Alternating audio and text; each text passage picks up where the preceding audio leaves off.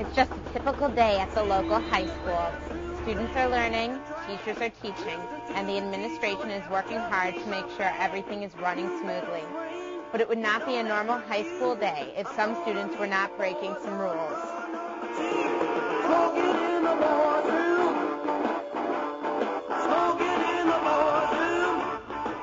The following is a dramatization. A rebellious student enters a restroom and lights a cigarette. Smoking it loud in school. Checking out the halls, making sure the coast is clear.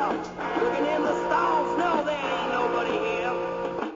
Moments later, the vice principal, diligently at work in his office, is alerted that in that exact bathroom, a cigarette has been lit.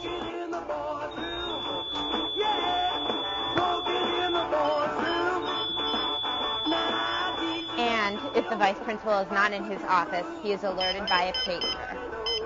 Before the student knows what happened, the vice principal has entered the bathroom, catching them in the act.